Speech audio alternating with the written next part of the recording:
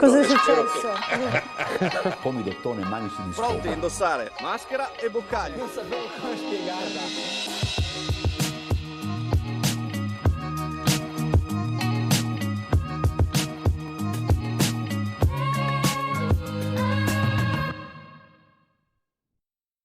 Un grande orgoglio perché è il primo negozio che viene via da Vienna, per cui Trieste mi fa molto piacere, c'era pieno di gente e poi è sempre bello mangiare una fetta di torta sacra. E sulle polemiche riguardo i prezzi della fetta singola? Ma insomma basta polemica, io sono un ottimista, insomma se hai i soldi vai, se no guardi. Dopo la chiusura per esaurimento torte di ieri e quella normale di riposo settimanale nella giornata odierna, domani il Caffè Sacher di Trieste tornerà ad aprire regolarmente, con una scorta, immaginiamo, rafforzata degli apprezzatissimi dolci appena arrivati direttamente da Vienna. In soli 3 giorni d'apertura, infatti, sono andate a ruba le fette di Sacher torte con la panna, ma anche le confezioni regalo e i cubetti, tanto da lasciare sguarnito il locale appena aperto al posto del calzaturificio Rosini in via Dante. Un successo e un gradimento oltre ogni più rosea aspettativa anche da parte dello stesso proprietario. Il primo caffè come caffè proprio, sì, è il primo in Italia, c'è qualche anno fa, c'era un punto di vendita a Bolzano, da 4-5 anni non esiste più e così siamo proprio i primi. Sulle polemiche riguardo i prezzi della fetta singola? Ma insomma basta polemica, io sono un ottimista, insomma se hai i soldi vai, se no guardi. Buongiorno, scusate, avete assaggiato la Sacher? Buonissima. Clienti tranquilli e soddisfatti. Le torte andate esaurite nel fine settimana d'esordio sono arrivate da Vienna e il Caffè Sacher ha potuto riaprire i battenti. È ovvio che insomma siamo incuriositi, noi viviamo a Trieste, ma insomma abbiamo piacere di provare questa esperienza che ho già provato a Vienna, ma averla in città penso che sia piacevole. Che bello! Ricordo mia nonna veniva sempre a comprare le scarpe da Rosini e infatti ho visto che hanno mantenuto sempre i contenitori. Sì. Al pari della fama della celebre delizia al cioccolato venduta in via Dante per la prima volta al di fuori dei confini austriaci, anche la polemica sui prezzi si è allargata a macchia d'olio. Sì, da quello che ho capito i prezzi sono abbastanza alti, però penso che per avere un posto di qualità i prezzi sono quelli. Girando le città, diciamo, i prezzi sono questi. In certi posti bisogna fare la fila, aspettare e pagare. Diciamo è un'esclusiva per Trieste, avere proprio la Sacher originale, allora anche il prezzo insomma non si può appunto commentarla. Sì, era buona. Siamo per l'ambiente come fatto veramente bene e buona. Veramente ho visto, ho sentito e mi ha disturbato la risposta del sindaco, sinceramente. Poi chiaramente uno sa che paga di più, se vuole va, se no non ci va, però insomma... Come tutto, anche se oltre alle pasticcerie vanno nei negozi di abbigliamento, i prezzi sono secondo la qualità, quindi poi ognuno sceglie insomma. Boh, magari ci sta, dai, una volta potrei anche andarci. Sì, però nessuno mi dice questa Sacher torte è buona o non è buona, nessuno, parlano di prezzi ma non di bontà. Io adesso vado dentro, me la mangio, poi vi saprò dire la mia opinione. Cioè, come il vino, una bottiglia da 25 euro, da 8 euro, il tavernello, uno deve per sapere di cosa si parla. È così, vado dentro, vediamo. Quello che ha detto il sindaco non è non sono proprio d'accordo, ecco, sinceramente. Uno può permetterselo anche una volta nella vita di venire a provare comunque un'esperienza del genere, ecco. Non sono cifre, abbiamo gli scertellati e anche qui una volta si può venire non solo a guardare. Io sono un ottimista, insomma se hai i soldi vai, se no guardi. Ha avuto un grande successo in realtà perché è il primo caffè Sacher in Italia, poi ovviamente quello che spinge i triestini è la qualità del prodotto. Quali sono i commenti che avete ricevuto dalle persone? Guardi, ci sono tante polemiche in giro, però noi non dobbiamo perderci sulle polemiche che la gente dice, dobbiamo andare avanti e fare il nostro lavoro. Ma avete avuto austriaci, tra l'altro? Tra l'altro sì, abbiamo avuto anche clienti austriaci che venivano da Vienna perché là non si riusciva ad entrare per la fila che c'era e sono venuti apposta a provare la Sacher qui a Trieste da noi, al Caffè Sacher. Cioè da Vienna hanno detto ok, qui non riesco a entrare, aspetta che provo ad andare a Trieste. Essendo pure la fila, però erano contenti. Questo è il piano terra, quanti coperti sono più o meno? Più o meno sui 54 posti a sedere, diciamo. Poi qui abbiamo anche queste belle vetrine, come vedete. Vetrine dove le persone possono anche godersi il fuori, guardare all'esterno. Le vetrine le facciamo accomodare dai 3 persone in su, ecco, oppure 4 come vedete i divanetti. Qui c'è una piccola chicca adesso, praticamente questa è una stanza. Esatto, un po' più riservata di chi insomma vuole un po' più intimità. Eccoci qua, noi chiamiamo il privé del Caffè Sacher, esatto. C'è il vetro dove comunque si può ammirare quello che succede nella sala principale proprio qui e vedere anche ovviamente fuori dal locale. Poi qui c'è il tavolino, il divanetto con, come lo chiamiamo, un puff? Un puff, diciamo, esatto. Questo qua è un divanetto, come vedete. Quindi una coppia o magari anche 4 persone. Esatto, anche in 4 ci si può entrare, ecco. Però per una coppia sarebbe ideale per chi vuole un po' più intimità, come dicevo prima. Si può arrivare anche senza prenotare, ecco.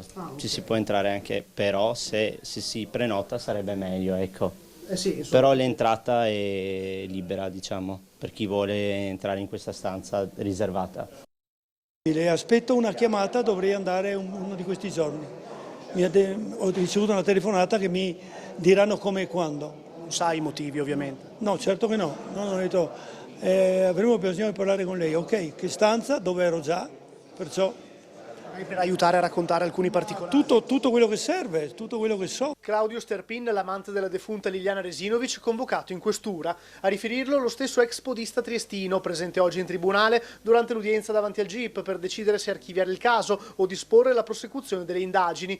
Perché la decisione di sentirlo un'altra volta? Forse può fornire elementi utili agli inquirenti sul caso più chiacchierato di Trieste degli ultimi 2 anni? Forse è un segnale che l'intenzione è quella di proseguire con le indagini, nonostante il giudice si sia riservato di comunicare la decisione tra circa una settimana? A queste domande non è ancora possibile dare una risposta. Claudio Sterpini invece anche oggi ha ribadito la sua totale incredulità sul fatto che Liliana Resinovic si sia tolta la vita. Io non ci crederò mai, neanche se la vedo, per come la conoscevo. Non solo, non lo trovo da compiere in quella maniera. E soprattutto il 14 o il 14 dicembre o il 2 gennaio. 14 dicembre sì, ma non da sola, è stata venuta. Io sono convintissimo che lei è morta il 14 dicembre ed è stata esposta in bella mostra, studiato il tutto, perché quella è una messa in scena, uno non può suicidarsi in quella maniera. Io ho pensato qualche volta al suicidio, una volta che resto solo, ammalato con 3 cancri, piuttosto che aspettare gli ultimi giorni, se io posso vado sul treno che arriva a Trieste, non che parte. Perché se lo fai su quello che parte rovini il viaggio a tutti. Secondo Claudio poi sarebbero state più persone ad aver avuto parte nella morte di Liliana Resinovic. Uno solo non può aver fatto. Quella cosa da una persona non è stata fatta. L'ho già detto, dichiarato e sono convinto. Subito dopo il chi, il come e il perché è un enorme punto di domanda. Presenti che saluto. Signori, buongiorno a tutti. Tele4, buongiorno. Sergio, buongiorno, come sta? Siamo qua. Siete qua e attendete ovviamente la pronuncia del GIP per capire se andare avanti o meno con il caso. Certo. Cosa prova in questo momento? Quali sono i suoi pensieri? Io spero che vada bene, che valuti tutto e obiettivamente appunto che dia una risposta. Una risposta che potrebbe non arrivare, tra l'altro oggi stesso il giudice dovrebbe riservarsi. Certo, sì. Aspetteremo, abbiamo fiducia. Lei è seguito tra l'altro anche da degli avvocati che l'aiutano, con loro come sta andando? Avete già in mano qualcosa che possa far capire al giudice di tenere aperto il caso? Al momento non lo so, io non so niente. Spero che vada bene, ecco. Abbiamo fatto l'opposizione e adesso vedremo. Dopo tutto questo tempo che è passato da quando è venuta a mancare sua sorella? Dopo 1 anno e 7 mesi, non so, ma anche troppo, no? Com'è la situazione in famiglia da voi? È difficile andare avanti? Non è facile, Non è vero. Ha rivoluzionato tutto praticamente. Sì. Sergio, che altro dire? Voi sarete qui, siete qui, ma poi entrerete, immagino, alle 9 in tribunale. Certo, sì. Lo dice anche, mi pare, in un'intervista, che lui era in possesso di non so, di soffitte, cantine, non so, di roba così, che aveva dato anche una coppia di queste chiavi a Liliana, perciò mi è venuto un gelo dentro di me. Ho detto, ma porca miseria, siamo qua da mesi che cerchiamo di capire dove è stata Liliana in quei giorni, in quei 20 giorni, adesso viene fuori questo elemento, io spero che la questura sappia da Claudio esattamente cosa facevano, faceva l'uso che aveva in queste stanze, queste cose qua. Si indaghi sulle stanze o cantine che Claudio Sterpin possiederebbe sparse nel territorio di Trieste e sul loro utilizzo. Così il marito di Liliana, Sebastiano Visintin, ha commentato la notizia emersa ieri quando l'amico e amante di Liliana, come lui stesso si definisce, Claudio Sterpin, ha dichiarato ai microfoni di Tele4 di essere stato convocato in questura per essere sentito sul caso.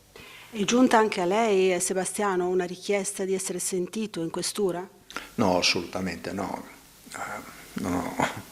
Poi Sebastiano è tornato sulle parole pronunciate da Sterpin in una trasmissione dei canali nazionali in cui ha raccontato il tipo di rapporto passionale che avrebbe avuto da anni con Liliana. E sentire una persona che durante un'intervista dice che potrebbe scrivere un decamerone sul rapporto che aveva con Liliana, con mia moglie. È una cosa che ti fa male veramente dentro. Anche altre cose, che Liliana faceva parte di quel suo giretto così di amanti, di donne.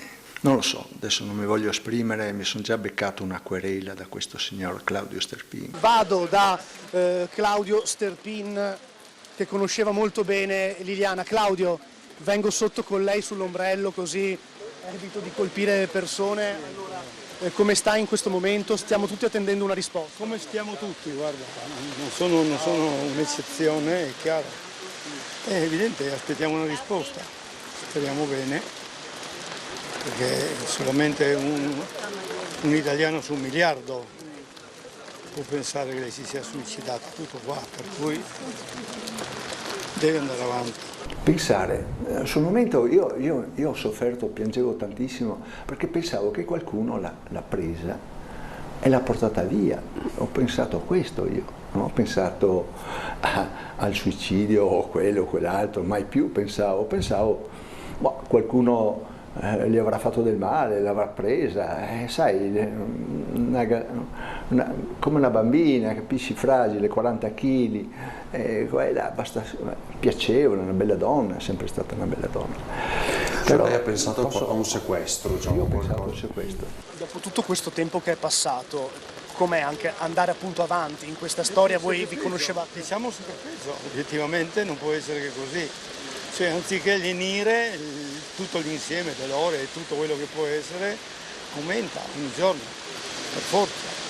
Fra 1 anno sarà peggio, fra 2 ancora peggio, se arriviamo fino là, toccando da tutte le parti, eccetera. Cioè, deve trovare una soluzione con una verità vera, non di plastica o di carta velina. Non è stata vista in nessuna telecamera della città, perché poi non è che gli investigatori hanno passato il setaccio solo le telecamere di San Giovanni e dintorni, ma di tutta la città. Questo dubbio parte già da quella telefonata delle 8:22, da quando lui all'inizio diceva sì, mi ha detto che sarebbe ritardata perché doveva andare al Wind 3 per fare delle cose per il telefono. Scusa, ma è vero che hai bloccato il numero poi?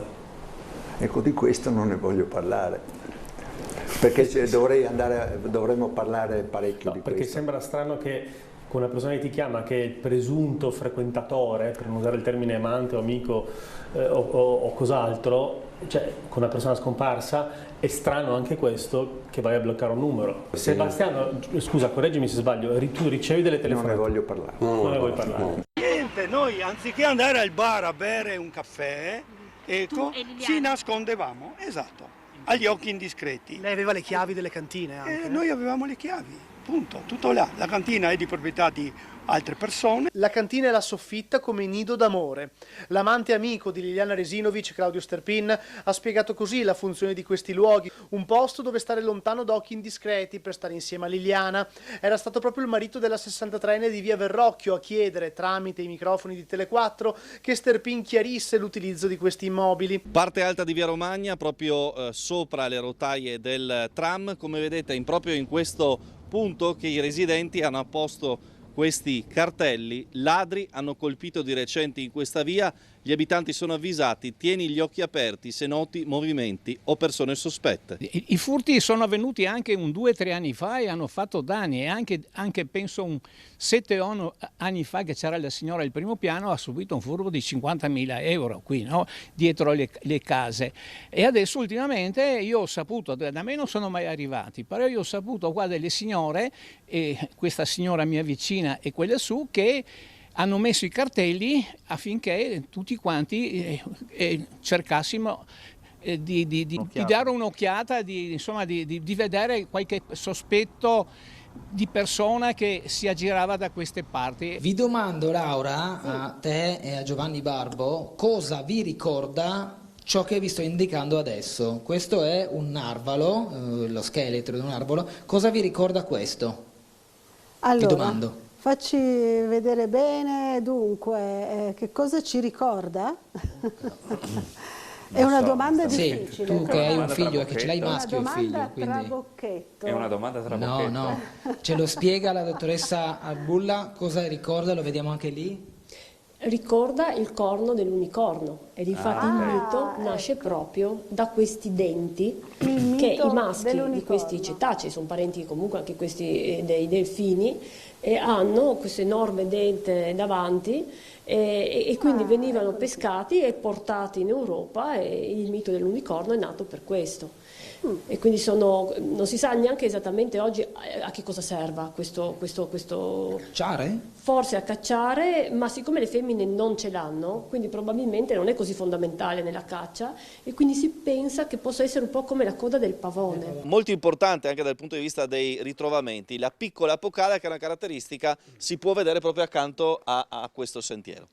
È una grotta molto interessante. Va detto che questa si trova proprio nella trincea che è stata scavata per far passare la ferrovia della Varosandra, e quindi una grotta che è stata scoperta, che è stata messa in luce proprio grazie ai lavori per la ferrovia, lavori che risalgono al 1887. L'orso delle caverne è stato scoperto anche qua. Sono stati eseguiti degli scavi nel 1958 dal Marzolini e sono saltati fuori questi resti di orso delle caverne, non solo, anche di leone delle caverne, quindi 2 specie, diciamo, in comune con la grotta apocale di Aurisina. Sono appena stato sfiorato da un pipistrello proprio un istante fa. Siamo all'interno della grotta delle gallerie o delle finestre. Beh sì, la grotta qui è frequentata dai pipistrelli, diciamo che c'è una colonia che può arrivare ad alcune decine di esemplari.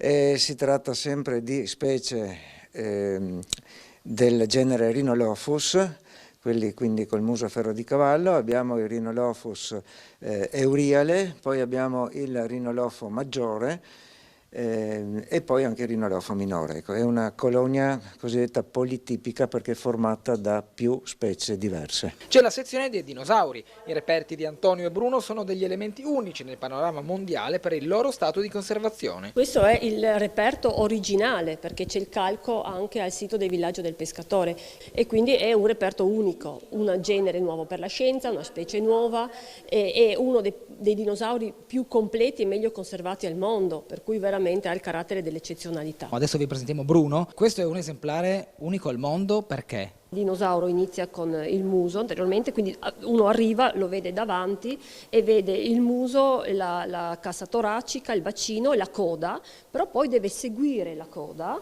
segue la coda, la coda a un certo punto sparisce, scompare e si ritrova dall'altro lato.